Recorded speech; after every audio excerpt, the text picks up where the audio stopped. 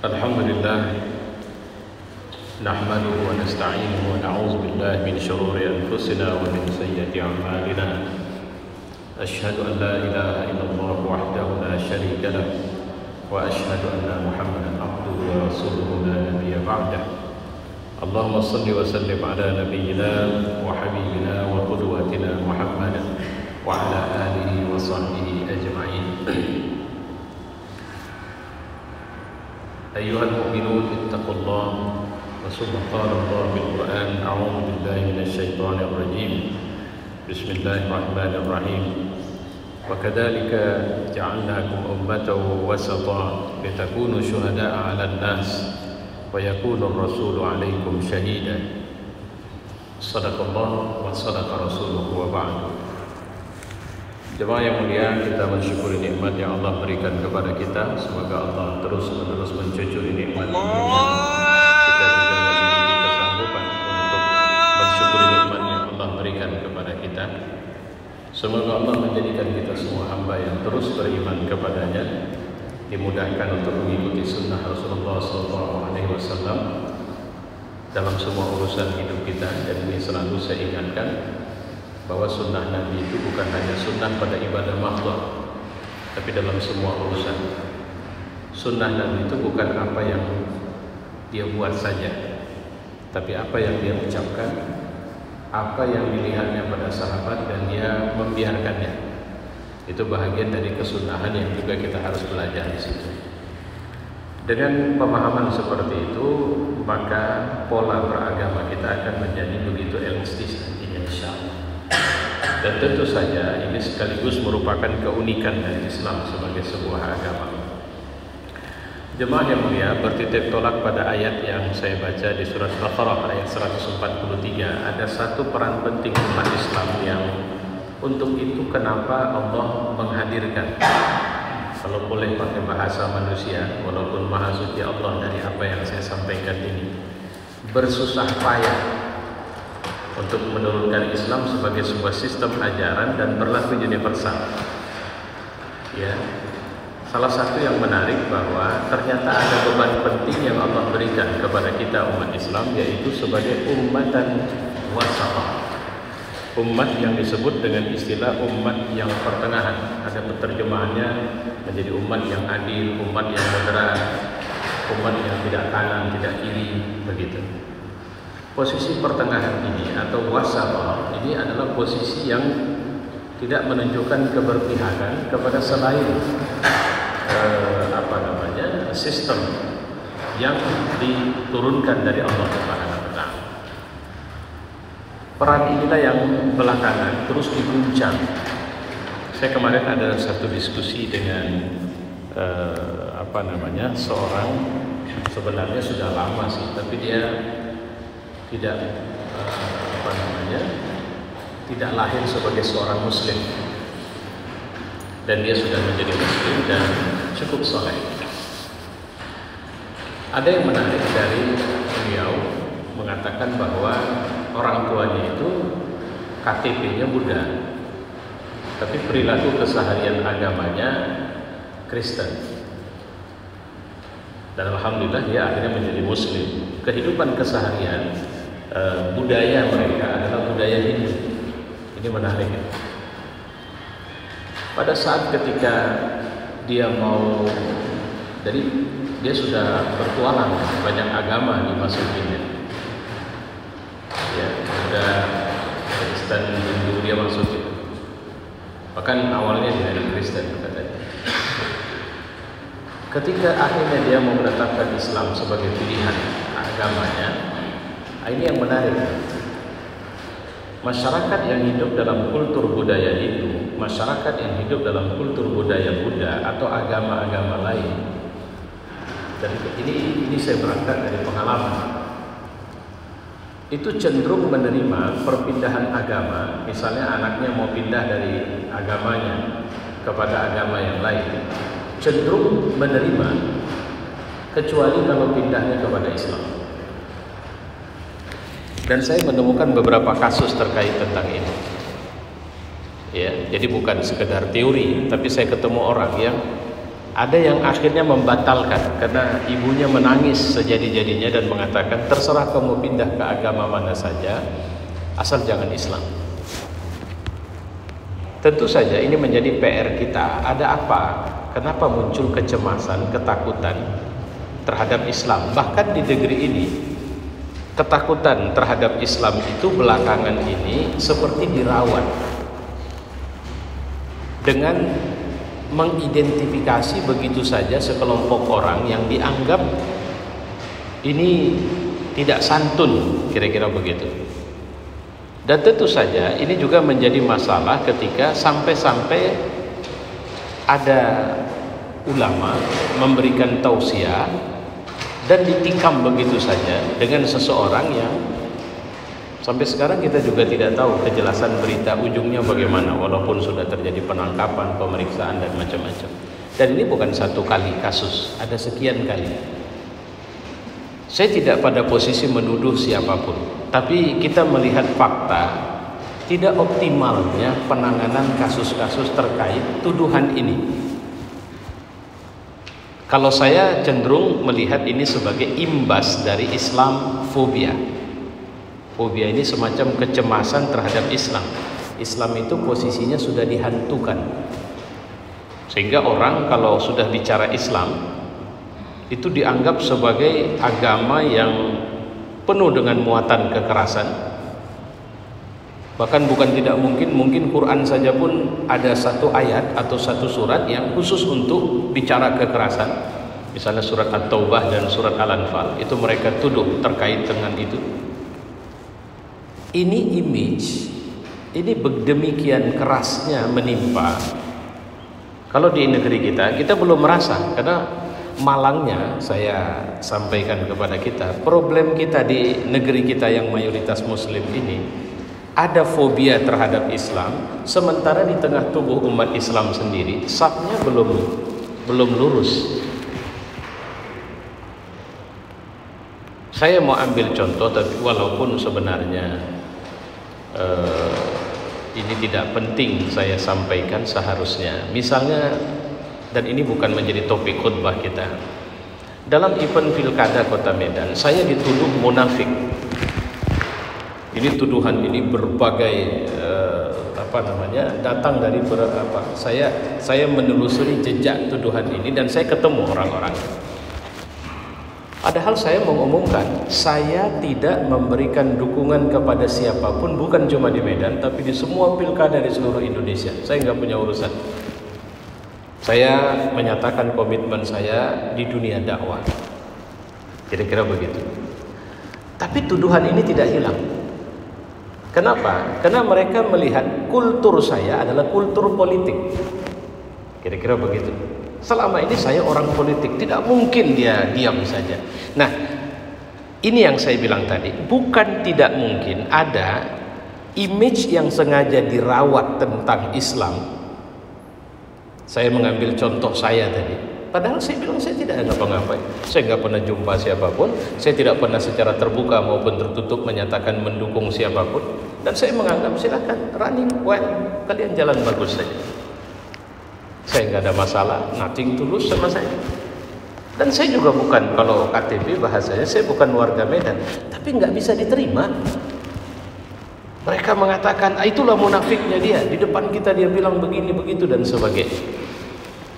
Saya melihat ini datang dari TS, dari buzzer kalau bahasa yang sekarang ngetrend, dari influencer. Dia baru diam kalau saya menyatakan oke, saya ikut kalian. Dia baru diam itu, dan dia baru akan puja-puji saya. Jadi ada upaya sampai-sampai Nabi mengatakan hatta law dakhalu juhra dabbin, bahkan nanti sampai dia masuk ke lubang biawak pun kalian akan ikut. Kenapa? Kalian sudah kehilangan kendali. Jadi kalau sudah sampai mereka masuk lubang biawak kita ikut, itu artinya kita sudah diikat. Sudah tidak memiliki kemandirian, otonomi, kemerdekaan, kedaulatan terhadap status keberislaman kita, sehingga Islam tidak menjadi agama yang menggerakkan kita. Kenapa? Kita tersandera untuk mengira Islam adalah agama yang perangkat ibadahnya cuma untuk membujuk Tuhan agar memasukkan kita masuk surga satu hari kelak, walaupun dalam kehidupan keseharian kita tidak memakai aturan Tuhan.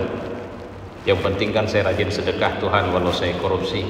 Yang penting kan saya baca Quran Tuhan walau mulut saya masih suka menyakiti orang. Yang penting kan saya melakukan berbagai kebaikan-kebaikan itu. Kira-kira begitu. Interaksi sosial kita ada penyakit. Saya misalnya begini, nanti biasanya mau sendiri mau berdua mau beramai-ramai, kita biasanya lepas sholat kita doa. Salah satu doa kita itu apa? Allahumma ighfir lana dzunubana wa liwalidayna warhamhuma kama rabbayana shaghira. Berhenti di situ? Tidak, kita lanjut. Walil jami'il muslimina wal muslimat wal mu'minina wal mu'minat al ahya'i minhum wal amwat. Ya, artinya apa? Tuhan ampuni saya. Demikian juga orang muslim dan muslimat, laki-laki dan perempuan, mukmin mukminat, laki-laki dan perempuan, hidup atau mati. Ternyata Islam ini adalah agama yang pada standarnya mengajari kita untuk walaupun orang itu tidak kita sukai sekalipun, tapi doakan dia kepada Tuhan. Kira-kira begitu.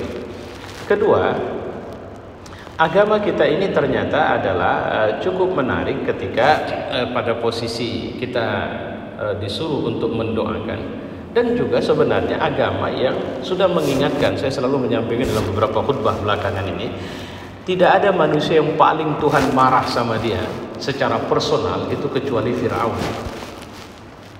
Allah marah kali sama Fir'aun. Kenapa? Diabadikan kalimat Fir'aun yang buat Allah sangat marah itu adalah ana rabbukumul a'la, aku Tuhan kalian yang maha tinggi.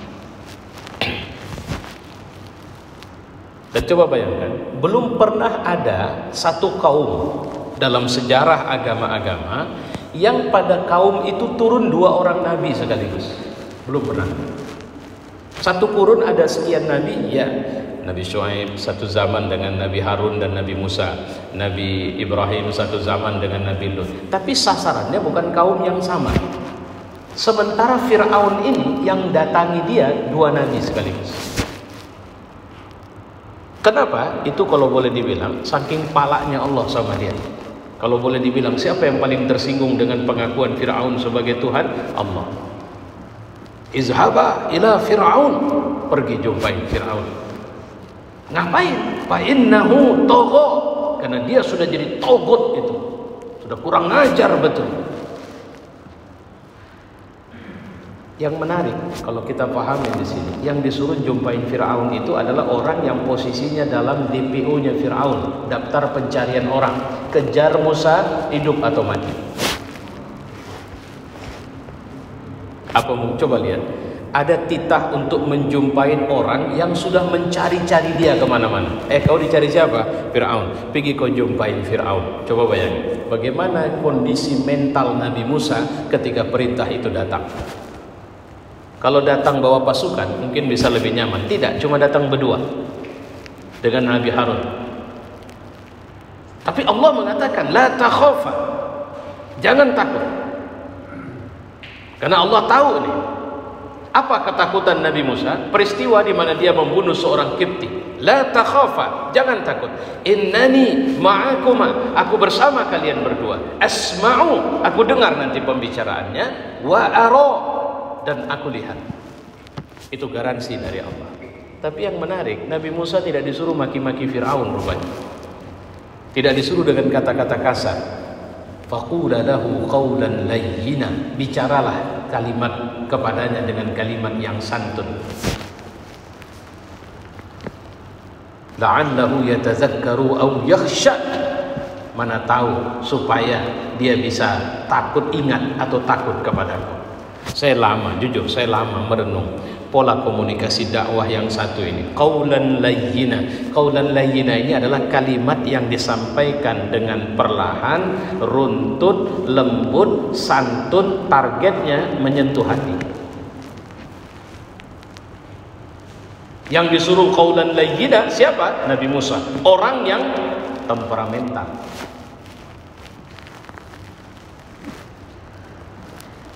Belakangan saya mendapat, Masya Allah, penjelasan bahwa kenapa Allah suruh lembut. Ya masalahnya kalau bicara kasar, Fir'aun itu ahlinya. Kita bicara sama bandit yang biasa ngomong jorok, kita ngomong jorok, percayalah dia akan membalas jauh lebih jorok dari omongan kita. Tapi kalau sama orang yang biasa ngomong jorok, kita ngomong lurus, kita ngomong benar, kita tidak terikut emosi dan sebagainya, maka tidak ada upaya dia untuk bisa menghantam kita. Akhirnya omongan kita akan masuk ke dia, dan itu kalimat Allah, la'allahu yatadzakkaru aw yakhsha. Coba kalau kalimatnya, Fir'aun, biadab kau, kurang ajar, diktator, tidak benar, pasti Firaun akan mengerahkan kekuatannya. Kau jangan banyak ngomong ya, kau siapa? Pengawal akan turun. Kira-kira begitu. Saya melihat di sini menariknya Islam. Ternyata Islam tidak pernah meminta kita menghadirkan diri dalam bentuk kekerasan. Tidak pernah. Islam tidak pernah menyuruh kita untuk tampil sangar kepada siapapun. Ingat kasus kafir zimmi yang Nabi mengatakan, siapa yang menyakiti kafir zimmi, maka dia seperti menyakiti. Itu garansi dari Nabi. Islam agama yang ngajari kita, walaupun dia berbeda paham, biar berbeda pendapat, walaupun kau menyebutnya sebagai ahlu bid'ah sekalipun. Saya pernah dengar ada orang mengatakan kalau ahlu bid'ah ngucap salam nggak perlu dijawab salamnya. Pertanyaannya, ahlu bid'ah itu kafir atau muslim? Kalau dia muslim, bukankah ada hadis yang mengatakan hak muslim atas muslim yang lain salah satu, jika dia mengucap salam, jawab salamnya. Kau tidak disuruh untuk bertanya dia muslim soleh atau tidak, dia muslim fasik atau bagus. Jika dia muslim, dia punya hak terhadapmu. Itu yang sering kali, jujur saja, belakangan di sosmed itu saya jadi enak. Ada orang yang kalau sudah ngelihat foto orang tertentu langsung kalimatnya, mudah-mudahan dia mati mendadak, mudah-mudahan dia diazab Allah, dan kemudian dia meninggalnya dengan su'ul khotimah, macam-macam. Terus ada orang mau naik pesawat, mudah-mudahan meledak pesawatnya. Saya pernah dengar atau pernah baca apa begini Islam ngajari kita? Kita boleh marah. Islam itu bilang ummatan wasata, ada saluran-saluran. Maka puncak saluran, kalau memang satu kebatilan tidak bisa lagi untuk kemudian diramahi atau didekati dengan cara yang lunak, Islam punya satu instrumen yang disebut dengan jihad, qital, perang. Kalau sudah sampai pada merusak, menghancurkan, kita kan nggak bisa bilang ada orang yang mau menghancurkan tiang masjid ini, lantas kita bilang sudahlah, nggak usah diganggu daripada ribut, nggak apa-apalah tiang itu hancur nanti kita ganti lagi. Oh, itu namanya konyol, nggak punya harga diri. Kalau orang sudah sampai pada mau menghancurkan tiang masjid, wajib hukumnya kita cegah dia. Tapi pencegahan itu bukan dengan seakan-akan kita sudah pasti selamat. Fa'tabiru ya ulil absar.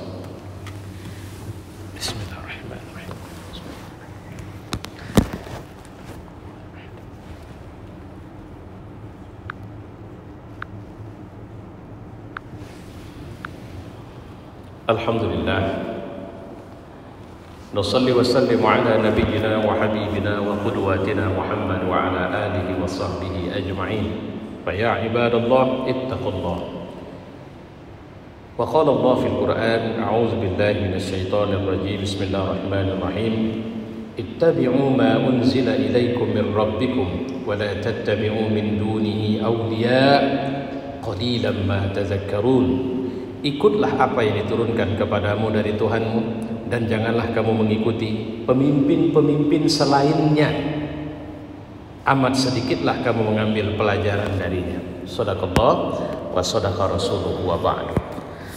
Jemaah yang mulia, catatan di penghujung khutbah kita ini, saya ingin menyampaikan bahwa menjadi muslim kita harus aktif menghadirkan sisi penting yang cenderung ingin diberangus banyak orang dari Islam, yaitu rahmatan lil alamin. Syekh Ali Jabir ketika menyikapi penikaman dia di saat kita ini marah besar dan sebagainya, ada yang mengikuti pernyataan beliau. Saya tercenung apa ketika beliau mengatakan, Mungkin setelah belasan tahun saya menghabiskan waktu di dunia dakwah, ada yang tidak betul pada saya. Kira-kira lebih kurang begitu. Dan ini adalah teguran Allah untuk saya. Luar biasa. Bukan muncul kemarahan. Ingat kasus New Zealand, orang baru sholat Jumat ditembakin mati. Ada seorang ibu yang tugas dia selama ini adalah seorang bapak ya, yang dia itu di kursi roda. Kemudian istrinya yang membawa dia jalan ke masjid. Akhirnya istrinya tertembak dan mati. Si bapak ini bilang apa? Aku maafkan dia. Dia menembak karena dia tidak tahu. Itu Islam. Saya tidak tahu cerita apa, sempat beredar viral di sosmed, seorang ibu di Amerika yang anak laki-lakinya dibunuh oleh seorang laki-laki kulit hitam. Di pengadilan dia malah mengatakan, jika saja anakku itu masih hidup, maka aku yakin dia pun akan memaafkannya. Maka aku memaafkannya, karena aku tahu dia tidak mengerti apa yang dia lakukan. Dan kami muslim disuruh untuk memaafkan. Itu Islam. Sayangnya ini yang begini ini tenggelam dengan kemarahan. Dan saya khawatir kemarahan ini sepertinya menjadi kemarahan yang tidak sehat. Karena saya pernah menyaksikan sendiri seorang ulama ketika dia berbeda pendapat dengan kepentingan orang-orang yang meminta dukungan pendapat kepadanya, maka dia habis dicaci maki. Saya melihat, ya Allah, kenapa jadi begini umat ini? Sebenarnya, benarkah kita tunduk kepada Allah dan Rasul dan kepada ulil amri minkum? Ulil amri minkum ini kalau saya menerjemahkan, ini bukan pemerintah. Ulil amri minkum itu yang ngatur urusan ini. Misalnya contoh, ini masjid kita ini sekarang kita saf sudah diatur dalam kotak-kotak ini. Siapa ulul amrnya di sini? Ulul amrnya BKN. Ada yang protes, tidak bisa. Ini memang betul-betul fitnah akhir zaman. Masa sholat pakai masker? Masa safnya harus berjarak-jarak? Ini bukan masalah masak tidak masak, ini masalah ada darurat yang memang hanya bisa diatasi dengan ikhtiar kita dengan cara seperti ini. Ini babnya bukan bab normal, ini bab tidak. Sehingga orang bertanya, Ustaz, mana lebih bagus? Sholat dengan saf rapat atau sholat dengan saf tidak rapat? Masalahnya, ini bukan, ini Anda bicara tentang afdolnya kan? Ya, kalau tentang afdolnya, lebih utama Anda menjaga keselamatan jiwa Anda sekarang. Kenapa? Karena bukan tidak mungkin Anda bisa terdampak atau memberikan dampak kepada orang lain. Karena kita menghadapi virus yang tidak kelihatan, yang kita tidak tahu. Sampai sekarang mendefinisikan gejalanya saja kita tidak mampu. Sehingga ada istilah orang tanpa gejala. Itu saja. Sehingga mau bagaimana? Maka marilah kita semakin mendekat kepada Allah, mengajuk hati kita untuk semoga Allah mengangkatkan wabah ini dari kita. Wa alam anna Allah qala fil Qur'an innallaha wa malaikatahu yusholluna 'alan nabi ya ayyuhalladzina amanu shallu 'alaihi wa sallimu taslima.